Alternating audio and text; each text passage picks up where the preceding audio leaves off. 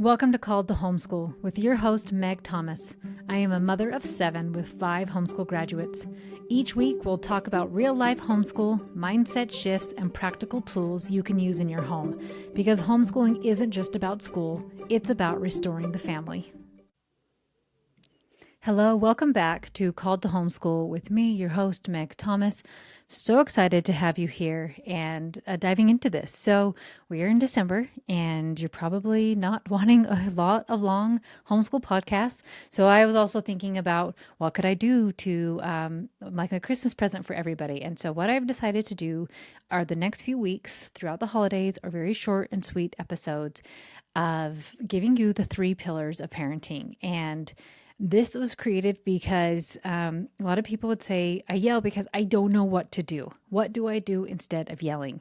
And that's what these came from. So that is what my Christmas present is for you, are these 3 short and sweet episodes. Come back to them regularly, and you can get them as much as you want. So today we're going to talk about pillar number 1. And the simplest, most powerful parenting tool you'll ever use: not reacting. Kids will often toss out negativity, whining, arguing, complaining, not because they're trying to be difficult, I promise you, but because they're checking for a response. They want attention, and negativity is the fastest way to get it. But the moment you jump in, the moment you argue back, the moment you match their intensity, you've given the behavior exactly what it was looking for. And what you give attention to will grow. When you focus on the noise gets louder. But here's what's empowering: you don't have to react. Friends, your reacting is always a choice. You don't have to join the drama. You don't have to mirror their mood. You get to hold the peace. Dr. Glenn Latham's research shows that 81% of misbehaviors disappear within 30 seconds when ignored with purpose, and 94% go away after 1 minute and 45 seconds. That means most negative behaviors don't need a lecture, a correction, or a consequence. They just need you to be calm. So next time your child spirals into negativity, try this.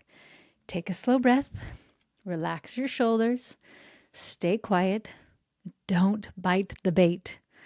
When you respond with calm or just ignoring it instead of correction, the moment softens faster. The energy settles, and your child learns that negativity won't get the reaction they're hoping for. Save your attention for the behaviors you want to grow, and watch how quickly your home feels lighter, calmer, and more connected. That is the power of not reacting. Struggling in your homeschool? You don't have to. Check out the Homeschool Bootcamp at coachmegthomas.com. Now, I am going to do a little bit extra on this episode just because I'm also going to be talking about the lesson plans for January. So this is trying to make it short and sweet still. The lesson plans we have been working on, really fine-tuning these, and I'm really excited with how it has turned out. And we have decided to add in writing to all the lesson plans. So the lesson plans now have writing, life skills, art, science, and history. Then books for older kids, and your group subjects for your younger kids, like kids 8 to 12. But honestly, I have found that if you have a team who's not quite ready for these bigger books, I just have them read some of these younger books that I have suggested. And I've seen a lot of great success within my own home.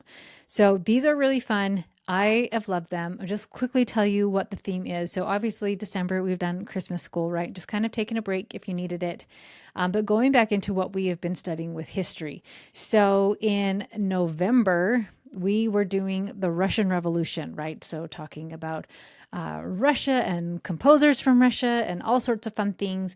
And so the Russian Revolution actually happened during the same time as World War I, right? So this one we talked about with the Russian, it's not completely Russian Revolution, but also what led up to it. So the Romanov family, right? And the last czars of Russia, and how that all came about. And so at the same time, now we're going to have the World War I.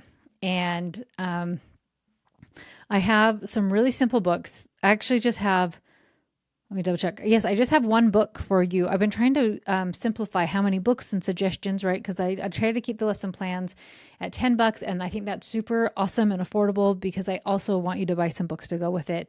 If you don't have the books, some of these books are on YouTube, and if you can't find them on YouTube, message me and I will record a YouTube video for you. So with the history and geography and all those fun things, we are doing World War I. And it is light, right? It is not graphic for younger kids. For science, we're actually going to be studying a scientist, and we're going to be studying Einstein because he was around during that time. For artists, nope. What do I have? I have poetry. A. Milne. I hope I'm saying that right? For poetry, for composers, Cézanne, and Debussy, some really fun people just in Europe. For writing, lots of fun, great writing activities. And for the life skills, it is mental and all about that grit and that mindset of pushing through when things are hard. Then all of the books suggested, and there are activities for everything, so it's super fun. And then read aloud suggestions, books for teens, all about their mindset, and books about science, for science, history, and a literature book for them. So you can go over to my website, www.coachmegthomas.com, and grab those lesson plans. And friends, have an amazing week, and I'm excited to share next week's parenting pillar with you. Have a great one. Thanks so much for listening to Call to Homeschool. If today's episode was helpful, the best way you can support the show is by leaving a rating or review on Apple Podcasts or Spotify. It helps more homeschool moms find this work, and I appreciate it so much.